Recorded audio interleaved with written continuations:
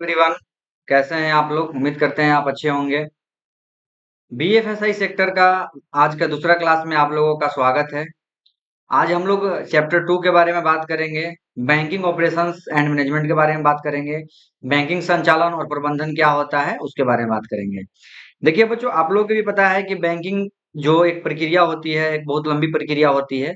और बैंकिंग संचालन और मैनेजमेंट ही जो होता है वो एक इंजन के रूप में काम करता है बैंक का। ठीक है। तो बैंकिंग संचालन वह इंजन है जो किसी बैंक को चलाता है। ठीक है। बैंकिंग संचालन क्या है? बैंकिंग संचालन ही नहीं, आप किसी भी सेक्टर में कुछ भी आपको चलाना होगा तो उसका ऑपरेशन और मैनेजमेंट ही अच्छा होना चाहिए। तो वो कोई भी संस्था हो अच्छी चलेंगी, चाहे वो बैंकिंग की संस्था हो या आपका स्कूल हो या आपका कॉलेज हो या आपका कोचिंग सेंटर हो या आपका कोई दुकान हो। अगर आपका ऑपरेशन और मैनेजमेंट दोनों सही है तो वो संस्था अच्छे से चलेगी चलेगी। ठीक है।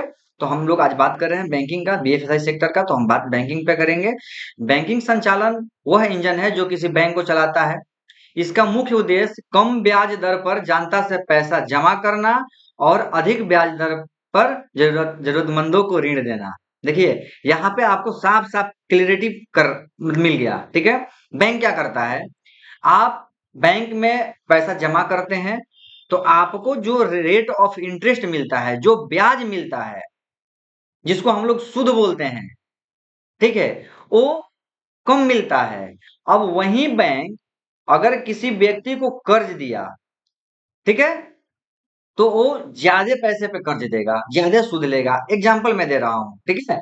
जैसे मान लीजिए कि एक घर में दो भाई हैं, राम और श्याम। राम के पास बहुत पैसा है, तो राम ने क्या किया कि अपना 1 लाख रुपया बैंक में ले जाके जमा कर दिया। बैंक में ले गया, ले जाके क्या किया? जमा कर दिया। बैंक ने कहा कि भाई आपने 1 लाख रुपया हमको जमा कर दिया मेरे पास, तो हम आपको साल में इस पर 2% का इंटरेस्ट देंगे, मतलब ब्याज देंगे, सूद देंगे। राम ने कहा ठीक है भैया, कोई दिक्कत नहीं है, वैसे भी मेरे पास कैश में रहेगा तो हमको तो कुछ नहीं मिलेगा, हम बैंक में डाल दिए 2% मिला। तो अब बताइए आप हमको, 1 लाख का 2% 2,000 रुपए होता है। तो अब उस 2,000 रुपए से वो एक साल में उसको 2,000 रुपए के प्रॉफिट हो गई। ठीक है। अब उसी का भाई श्याम है जिसके पास पैसे की कमी है, तो वो उसी बैंक में गया और बोला भैया हमको लोन चाहिए, कुछ काम करना है, जैसे बिजनेस करना है, पढ़ाई, बच्चों को पढ़ाई के लिए चाहिए या किसी भी चीजों के लिए चाहिए। तो वो श्याम उसी बैंक में गया और 1 लाख रुपया लिया। तो बैंक ने कहा कि भाई एक काम करो, हम तो तुमको दे देंगे लोन, नो डाउट, कोई दिक्कत नहीं, हम तो उसी के लिए बैठे हैं, लेकिन हम इसके बदले में तुमसे 3% ज्यादा लेंगे। ठीक है। मतलब कि अगर हम तुमको 1 लाख रुपए दे रहे हैं तो इसका जो सूद होगा, हम साल में तुमसे 3,000 रुपया एक्स्ट्रा लेंगे, मतलब तुमको 1 लाख 3,000 रुपया देना पड़ेगा। श्याम ने बोला कि ठीक है सर, पैसा की तो हमको जरूरत है, हमको तो पैसा चाहिए ही चाहिए। अब वही बैंक राम को 2,000 रुपया दिया और श्याम से 3,000 रुपया लिया, 1 ही लाख रुपए का। तो बैंक की सीधे प्रॉफिट कितनी हो गई? 1,000 रुपए। तो बैंक इसी तरीके से काम करता है। बैंक का यही प्रॉफिट मार्जिन है कि आपका पैसा कम ब्याज दर पे लेगा और आप ही का पैसा किसी दूसरे को ज्यादा ब्याज दर पे देगा। जो बीच का मार्जिन होगा, जो बीच का फायदा होगा, वो बैंक का फायदा होगा। तो इसी तर्ज पे बैंकिंग का संचालन होता है कि किसी से कम पैसे पे, कम ब्याज पे पैसा लेना और ज्यादा ब्याज पे पैसा देना, इसी को हम लोग बोलते हैं बैंकिंग संचालन और प्रबंधन। ठीक है। तो मैं एक अच्छे एग्जाम्पल के तौर पे आप लोगों को समझा दिया। बिल्कुल आप लोग इस चीजों से क्लियर हो गए होंगे कि बैंक किस तरह से काम करता है और बैंक का प्रॉफिट कहाँ से आता है। अब देखिए, बैंक के कुछ प्रमुख कार्य होते हैं, जैसे front office, middle office, back office. ये तो एक सिस्टम बना हुआ है कि जो फ्रंट ऑफिस होगा वो ग्राहक को सेवा देगा। जैसे जैसे आपने कभी देखा होगा कि हम किसी बैंक के ब्रांच में गए, जैसे मान लेते हैं कि हम एचडीएफसी बैंक के ब्रांच में गए। ठीक है। एक एंट्री गेट होता है, एंट्री गेट पे बहुत बढ़िया एक गेट लगा होता है, लोहे का मजबूत गेट लगा होता है, उसमें एक सिक्कर लगा होता है ताकि कोई जल्दबाजी में भागे ना। बहुत संकीर्ण रास्ता बनाया जाता है बैंक में एंट्री करने का। जैसे हम लोग बैंक के उस ब्रांच में एंट्री किए, तो आप देखे होंगे कि एक पूरा का पूरा एक टेबल और डेस्क लगा होगा, जिसे हम लोग फ्रंट ऑफिस कहेंगे। आप जाइएगा, आपको कुछ भी जरूरत होगा या कुछ किसी चीज पूछना होगा, तो वहां पे एक जगह पे लिखा होता है रिसेप्शन पे, मे आई हेल्प यू। ठीक है। तो हम क्या करते हैं कि वहां पे जाते हैं, पूछते हैं कि हमको पैसा जमा करना है या पैसा निकालना है, या हमको चेक जमा करना है, या हमको अकाउंट मतलब ओपन करना है, या अकाउंट क्लोज करना है, या हमको नए खाते के बारे में जानकारी चाहिए, किस कौन कौन सा डॉक्यूमेंट डॉक्यूमेंट लगेगा। तो ये आपको सबसे पहले जो फ्रंट ऑफिस होता है ना, वहां पे ये सारा काम आपको मिल जाएगा। उसके बाद में आप सारा काम वहां से कर लीजिए। उसके बाद में आप मिडिल ऑफिस में जाइएगा। मिडिल ऑफिस में क्या होता है, किसी को पैसा जमा किया पैसा, तो मिडिल ऑफिस में, या मिडिल ऑफिस क्या होता है, मतलब वो तो एक बैंकिंग का सिस्टम ही बना हुआ है। ठीक है। जहां पे लोग बैठते हैं और ये देखते हैं, ठीक है, कि भाई जो पैसा हमारे पास जमा हुआ है, ठीक है, हमने किसको किसको कर्ज दिया है।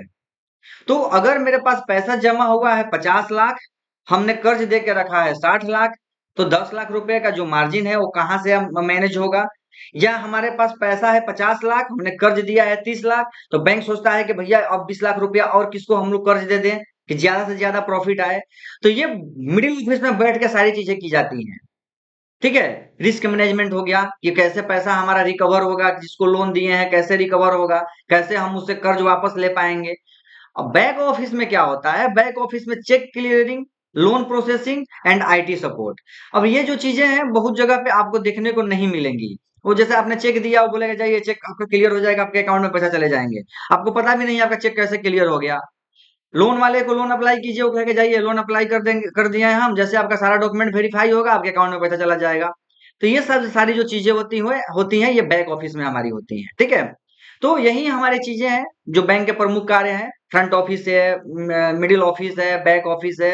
एक तरीके से एक प्रोसीजर बनाया गया है, जैसे हमारे घर में भी होता है कि घर से जैसे एंट्री किए तो गेस्ट रूम होगा, उसके बाद में बेडरूम होगा, तो यहाँ पे किचन होगा, यहाँ पे बाथरूम होगा, यहाँ पे स्टेयर होगा। ठीक है। उसी तरीके से बैंकिंग का अपना सिस्टम है, तो बैंक ने अपना इस तरीके से फ्रंट मिडिल बैक करके ऑफिस अपना डिजाइन किया हुआ है। ठीक। उसके आगे हम लोग बढ़ते हैं कि भाई बैंक क्या किया कि रिस्क मैनेजमेंट कर रहा है। हम लोग बात कर रहे हैं मैनेजमेंट का, रिस्क मैनेजमेंट। देखिए, बैंक के लिए सबसे जो बड़ा दिक्कत है ना, वो सबसे बड़ा दिक्कत ये है कि बैंक किसी व्यक्ति को लोन तो दे दिया, लेकिन अगर वो व्यक्ति लोन न चुका पाए, वो पैसा न चुका पाए, तो फिर वो पैसा, बैंक तो किसी और का पैसा आपको दिया है लोन, तो वो सामने वाले को कैसे भरपाई कर पाएगा। तो ये सबसे बड़ा मेजर रोल होता है और मेजर प्रॉब्लम होती है बैंक को, कि हम जिसको लोन दिए हैं उससे पैसा कैसे हम रिकवर कर लें और ले लें। तो बैंक इसके लिए क्या किया है, बैंक इसके लिए एक बना दिया है सिस्टम कि भैया हम लोन उसी को देंगे जिसका सिविल अच्छा होगा। अब कहिएगा कि ये सिविल क्या होता है, अब कहिएगा कि सिविल क्या होता है। बैंक कहता है कि जिसका सिविल अच्छा होगा उसी को हम लोन देंगे। क्यों? क्योंकि भैया हमको रिस्क मैनेजमेंट समझ में आती है, हमको ऑपरेशन करने में आसानी होगी। तो अब सिविल से कैसे डिसाइड होगा कि भैया इसको लोन देना है कि नहीं देना है। तो देखिए, सिविल जो है ये 3 अंकीय संख्या होती है, जो 300 से लेकर 900 के बीच में होता है। जिसका संख्या जिसका संख्या जितना ज्यादा होगा, उसका क्रेडिट, उसका सिविल उतना अच्छा माना जाएगा। ठीक है। जैसे हम लोग ये बोलते हैं ना कि जिसके अकाउंट में जितना ज्यादा पैसा होगा उसको अमीर माना जाएगा, जिसके पास जितने ज्यादा एसेट्स होंगे उसको अमीर माना जाएगा। उसी तरीके से ये 300 से लेकर 900 के बीच में जिसका जिसके व्यक्ति के पास ज्यादा से ज्यादा संख्या होंगी, उसको अच्छा व्यक्ति माना जाएगा, कि उसको अगर हम लोन दे रहे हैं तो वो हमारा लोन रिकवर कर लेगा, मतलब लोन मेरा चुकता कर देगा। ठीक है। तो ये होता है सिविल। ठीक है। सिविल देखिए, मैक्सिमम केस में सिविल का फुल फॉर्म बहुत लोग नहीं बताएगा आपको। ठीक है। लेकिन मैं बता रहा हूँ, सिविल का फुल फॉर्म होता है credit information bureau of India limited. ठीक है। सिविल क्या है? सिविल एक संस्था है जो व्यक्ति के क्रेडिट के आधार पर, व्यक्ति के लेन देन के आधार पर कि उसके बैंक के साथ जो कंडीशन है, टर्म है, वो कैसा है। टाइम पे पैसा देता है, टाइम पे पैसा लेता है, टाइम पे पेमेंट करता है कि नहीं करता है, उसके बैंक खाते में कितने पैसे हैं, उसके एसेट्स कितने हैं। ये सारी चीजों को मिला के ये जो संस्था है सिविल, ये आपको एक 3 अंकीय संख्या देती है, ठीक है। और ये बताती है कि आप बैंक से अगर लोन लीजिएगा तो चुका पाने की संभावना कितने ज्यादा होंगी। तो जितना आपका स्कोर या ज्यादा रहेगा 300 से 900 के बीच में, उतना आप अच्छे व्यक्ति माने जाएंगे बैंक के लिए, ठीक है। तो सिविल का फुल फॉर्म फिर से एक बार मैं बताता हूं आप लोगों को। Credit information bureau of India limited, ये सिविल संस्था है जो हमारी क्रेडिट को, जो हमारे पेमेंट के लेन देन को डिफाइन करती है कि मेरा बैंक के साथ में कैसा कंडीशन है, कैसा तर्ज है, ठीक है। उसके बाद एक और संस्था है जो हमारा ये सब क्रेडिट डेबिट का मूल्यांकन करती है, ट्रांस यूनियन करके है, ठीक है। ट्रांस यूनियन है, तो वो ऑर्गेनाइजेशन है, तो वो यही काम करती है, हमारा क्रेडिट पता करती है कि भैया आपका क्रेडिट कैसा है, कैसा नहीं है। सिविल स्कोर, जैसे हम लोग अपने फोन से सिविल स्कोर चेक करते हैं ना, तो वो ट्रांस यूनियन ही करती है, ठीक है। अब इसके आगे हम लोग बढ़ते हैं, किस तरीके से हम लोग अपना रिस्क मैनेजमेंट करते हैं। अब देखिए, एक चीज मैं आप लोगों को बता दूं, पीडीएफ है आप लोग के पास, पीडीएफ से पढ़िए। पीडीएफ पढ़ने के लिए मैं आप लोग को जो क्लास ले रहा हूं, उस क्लास में चीजों को समझिए बढ़िया से। देखिए, जैसे मान लीजिए कि मैंने बैंक से पैसा लिया और बैंक को पैसा नहीं दिया, मैंने बैंक से पैसा लिया और मैंने बैंक को पैसा नहीं दिया, ठीक है। तो इसको हम लोग क्या बोलते हैं, एनपीए। जैसे मैंने बैंक से पैसा लिया और उसको मैंने लोन नहीं दिया, तो इसको बोलती है एनपीए। इसका फुल फॉर्म होता है नॉन परफॉर्मिंग एसेट्स। मतलब कि जो पैसा हम लोग दे चुके हैं, बैंक वाला कहता है कि जो पैसा हम लोग दे चुके हैं अब वापस आने वाला नहीं है, इसे एनपीए बोल दो। मतलब कि नॉन परफॉर्मिंग एसेट्स, मतलब अब इसका कोई काम नहीं है, ये एक्टिव नहीं है, ये पैसा नहीं दे रहा है। और जब आप एनपीए हो जाइएगा मतलब आप डिफॉल्टर हो गए। अब अगर आप डिफॉल्टर हो गए तो वही सिविल क्या करेगा, आपका क्रेडिट 300 जो है वो 310 कर देगा, 300 कर देगा। मतलब अब आपको बैंक कभी लोन नहीं दे सकती है। अब बैंक कभी भी आपको लोन नहीं दे सकती है, आप डिफॉल्टर हो गए। अब आप बैंक जीवन में कभी भी लोन नहीं ले सकते हैं, ठीक है। तो ये चीजें हैं। तो मतलब जो व्यक्ति लोन लिया, लोन नहीं चुकाया, उसके उसको बैंक एनपीए घोषित कर देती है, नॉन परफॉर्मिंग एसेट्स घोषित कर देती है, और उस व्यक्ति को डिफॉल्टर कहा जाता है, ठीक है। अब देखिए इस चीजों को, एक इसमें एक और चीज है। अब मान लीजिए कि बैंक में 50 लाख रुपए जमा हुए। अब बैंक 40 लाख रुपए या 50 लाख रुपए किसी को कर्ज दे दिया। बैंक का तो काम है कम पैसा पे पैसा, कम ब्याज पे पैसा लेना और ज्यादा ब्याज पे पैसा देना। अब उसमें से 5 लाख रुपए का भी, मान लीजिए 5 लाख रुपए का भी जो व्यक्ति लोन लिया है वो पैसा नहीं दिया, नहीं चुकाया, डिफॉल्टर हो गया, एनपीए हो गया, ठीक है। तो बैंक को तो वापस 45 लाख ही मिले, अगर हम ब्याज का बात छोड़ दे तो फिर बैंक सामने वाले का पैसा कैसे चुकाएगा, क्योंकि वो तो 50 लाख लिया है किसी से। तो उसके लिए आरबीआई क्या करती है, आरबीआई ने कहा कि भैया आप बैंक उतना ही पैसा मार्केट में किसी को उधार दे सकते हैं कि अगर वो पैसा रिकवर नहीं भी हो तो उसके बावजूद भी आप जिसका पैसा लिए हैं उसको दे सके। चीजों को समझिएगा, जैसे कि बैंक के पास उतना पैसा रिजर्व रहता है जितना पैसा वो लोन के रूप में देता है। मान लीजिए लोन रिकवर नहीं हुआ तो बैंक के पास जो रिजर्व मनी होती है, चाहे वो गोल्ड के रूप में हो या कैश फ्लो के रूप में हो या उसको डिजिटल फॉर्म में हो, जैसे भी पैसा हो, वो बैंक के पास रहने चाहिए या एसेट्स होने चाहिए, ताकि उससे हम जिनका पैसा लिए हैं, जिनका लिए हैं कर्ज, उनको हम जिनसे पैसा लिए हैं उनको दे दें, कर्ज के भरोसे हम ना रहें, ठीक है। तो ये एक चीज होता है हम लोग का कि भैया अगर कोई एनपीए हो गया तो एनपीए हो जाने के बाद में भी कोई उसको दिक्कत नहीं है, बैंक आपका पैसा देगी, इसीलिए कभी भी बैंक किसी को पैसा रोकता नहीं है, ठीक है। अब हम लोग अगले चैप्टर की बात करेंगे वेल्थ मैनेजमेंट का। वेल्थ मैनेजमेंट क्या होता है, वही धन का मैनेजमेंट, वेल्थ मैनेजमेंट, ठीक है। आपका पैसा सही जगह पे खर्चा हो, उसी को हम लोग वेल्थ मैनेजमेंट बोलते हैं, ठीक है। तो वेल्थ मैनेजमेंट बैंकिंग कैसे करता है मैं आपको बताता हूँ, ठीक है। वेल्थ मैनेजमेंट क्या होता है, कि जैसे मान लीजिए, बैंक छोड़ दीजिए, मैं अपना बात कर रहा हूँ। मान लीजिए कि मेरे पास 10 लाख रुपए हैं, ठीक है? हमको इसको अच्छे से मैनेज करना है। मेरे पास 2-3 विकल्प हैं, ठीक है? या तो एक विकल्प है कि इस पैसे को मैं अपने घर में रखूँ कैश फॉर्म में, तो आजकल तो कैश अलाउ नहीं है, पकड़े जाने पर तो फिर कहानी हो जाता है। ये अब या तो मैं उसको बैंक में रखूँ या उससे मैं कुछ चीज़ें खरीद लूँ, ठीक है? लेकिन हम लोग बात कर रहे हैं वेल्थ मैनेजमेंट का, मतलब पैसा का सही मैनेजमेंट करना। तो हम लोग क्या करते हैं कि इसको कहाँ-कहाँ हम लोग निवेश कर सकते हैं, उसके बारे में जानते हैं वेल्थ मैनेजमेंट में। देखिए यहाँ पे दिया गया है निवेश के प्रमुख साधन, इन्वेस्टमेंट इंस्ट्रूमेंट्स, ठीक है? अब हम कहाँ-कहाँ पे पेमेंट कर सकते हैं, पैसा इन्वेस्ट कर सकते हैं। हम लोग इक्विटी में कर सकते हैं। इक्विटी क्या होता है? जैसे शेयर बाजार में हम लोग पैसा निवेश कर सकते हैं। लेकिन आप लोग को भी पता है कि शेयर बाजार में पैसा निवेश करने का मतलब है कि पैसा कभी भी डूब जाएगा और नहीं तो पैसा कभी भी आपको अरबपति, करोड़पति बना देगा। शेयर मार्केट जो है बहुत रिस्क वाला मार्केट है। जहां पे हम पैसा इन्वेस्टमेंट करते हैं तो वहां पे हमको अरबपति भी बनने में, मतलब अरबों रुपया कमाने का भी वो है। अरबों रुपया भी कमा सकते हैं हम 2 दिन में, 4 दिन में, 2 साल में, 4 साल में। और नहीं तो जो पैसा हम इन्वेस्ट किए हैं उसका हम लोग का लॉस भी हो सकता है। तो शेयर मार्केट जो है, इक्विटी जो है, वो सबसे डेंजर चीज होता है वेल्थ मैनेजमेंट में। अगर आपको नॉलेज नहीं है शेयर मार्केट का कि किस कंपनी में कहाँ पे पैसा लगाना है, तो आप बिल्कुल नहीं लगाइए, क्योंकि आपके पैसे की डूबने की संभावना जो होती है वो 99% हो जाता है। ठीक है? उसके बाद में जो पैसा इन्वेस्टमेंट करने का एक और साधन है, वो है डेब्ट। अब डेब्ट क्या होता है? जैसे बैंक में कुछ बॉन्ड्स आते हैं, ठीक है? जैसे कि बैंक्स में बॉन्ड्स आया कि 1 लाख रुपया का बॉन्ड्स आप परचेज कर लीजिए, 10 साल के बाद में हम आपको 1,20,000 देंगे। ये सही है।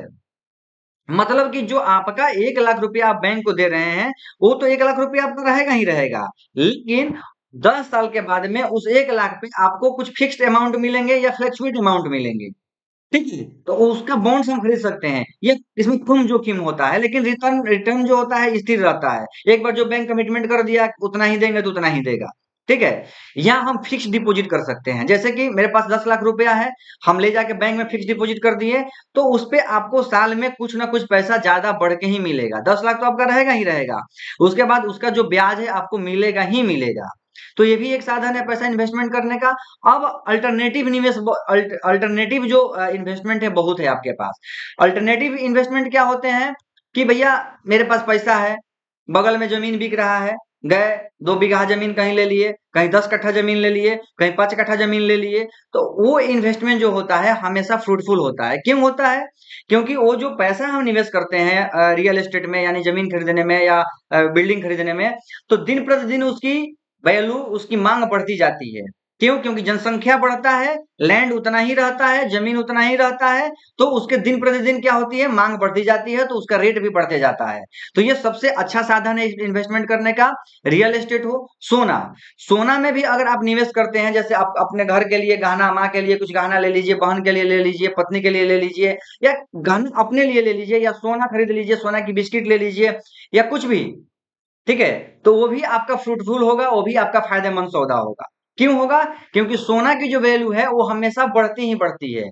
रिसेंट में अभी जो हमारा युद्ध चल रहा था, ये आपका ईरान के साथ में अमेरिका का, इस वजह से सोना का थोड़ा सा रेट बढ़ा, अचानक से बूम किया और घट भी गया। ठीक है? तो फिर भी घट गया उससे कोई मतलब नहीं है, फिर भी उसकी जो रेट है एक धीरे धीरे धीरे धीरे धीरे धीरे छोटे छोटे रूपों में आगे बढ़ती ही जाती है, और सोना का रेट हमेशा आगे बढ़ेगा। इसीलिए आप लोग को ये नहीं पता होगा तो मैं बता देता हूँ कि जितनी भी दुनिया की देश है, सभी देश गोल्ड रिजर्व करके रखता है, गोल्ड रिजर्व करके रखता है। जैसे गोल्ड की बिस्किट रखेगा, ठीक है? इस तरीके से गोल्ड रिजर्व करके रखता है, क्योंकि उसको पता है कि आने वाले टाइम में अगर कभी पैसे की दिक्कत हो तो इस गोल्ड के बदले हम कहीं से भी पैसा ले सकते हैं, किसी भी देश से पैसा हम लोग उसको ले सकते हैं।